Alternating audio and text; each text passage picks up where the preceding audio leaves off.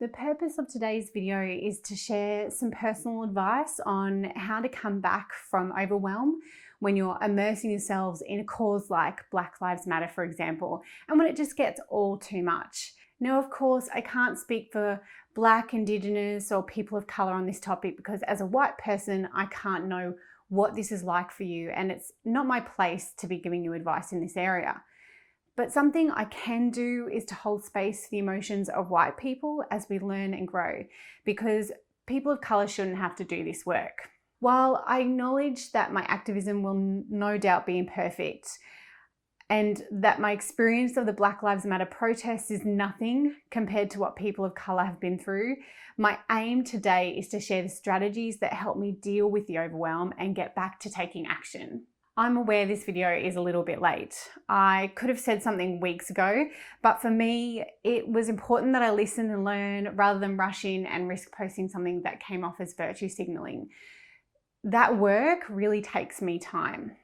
When the latest uprising for racial justice began, I wasn't at all shocked. But while my level of knowledge and advocacy has been building over the last few years, I became very aware that I haven't been doing enough. With a desire to learn more, I found myself watching a lot of YouTube videos about the protests. Then, as algorithms do, YouTube started suggesting more and more videos that criticized the protesters in one way or another. At the time, I thought I was educating myself, but really I was being pulled into clickbait headlines, amplified opinions, and exaggerated, unhelpful gossip. I'm ashamed to admit that some of their points started to get to me and my head began to spin as I tried to make sense of it all. I can see now that my white guilt was desperate for an excuse to escape the pain of being addressed. I was, in all honesty, consuming content which stopped me from the real learning and the most important work. It was no wonder I got to the point where I would careen from a state of stress to numbness and then back again several times a day. And within a matter of days, I felt useless, flat, and very unmotivated. And if you know me, that's not normal. I started drowning myself in other forms of content so that I didn't have to think about it anymore. And that's when my family and friends started to ask if I was okay. Now, I want to take another opportunity to acknowledge that these emotions I experienced are nothing on what a person of colour has likely experienced in their fight for racial justice. But nevertheless, they are feelings that need to be dealt with if we're to move forward. So after all those weeks of rollercoaster emotions, there are three things, just three, that brought me back to my centre, and I wanted to share these with you just in case you ever felt this way too. And these 3 points can work in any scenario where the topic is extremely complex and hard to navigate. So honing in on my values is my first point. I'm not sure why it took me so long to get there, but what really brought me back to steadiness was bringing back the basics, my values. So this has worked for me in the climate change discussions in the past, and I know 2 big topics, but I would pose simple value questions like, why is this important to me? What change would I like to see in the world? And if the world did change, would it be better or worse? Okay, let's stick with the climate change example. It's important to me that I leave a healthy earth for my kids. And I would love to see a world that is sustainable, where we give as much as we take. And if the world took on the climate change message, would the world be better or worse? Well, if we adopted measures that are more sustainable for the planet, then I can only see that being a good thing. So I did the same with the Black Lives Matter movement. Why is this important to me? Well, I want a world where everyone is treated with respect and as equals. What change would I like to see in the world? People who are treated equally.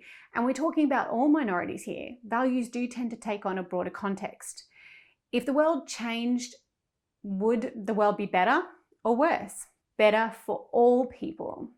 My second point is to get information from reputable sources. I know it's so easy to watch a YouTube clip and then another, but if you're not discerning about the sources of the content, quite often it can distract you from growing the knowledge that you need to learn.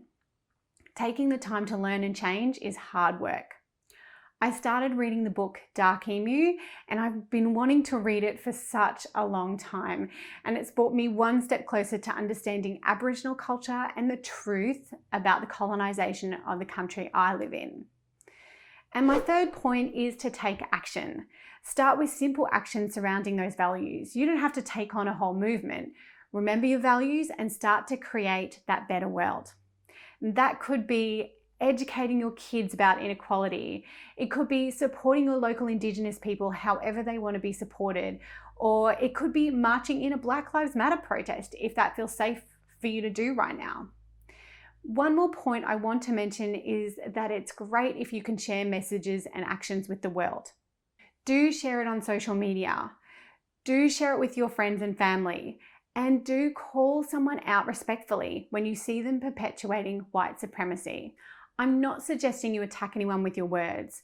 While I would never tell a person of colour or even a white person from a mixed race family that they shouldn't be angry in the face of systemic oppression, if you have the privilege of being removed enough from the issue that it's easier for you to stay calm, use that to facilitate enlightening conversations. If you're attacking people personally, if you're calling people out in a disrespectful way, if you're name calling, even if they might deserve it, these actions don't help your cause, they hinder it. People can only learn and grow if they feel safe. So attacking them may stop them from asking questions altogether, and that stops them from changing. Wherever you are on your journey of change, it's okay as long as you keep putting one foot in front of the other, especially if you're bringing it back to your value system, learning about it from reputable sources, and creating action to make this world a better place. Thanks for watching.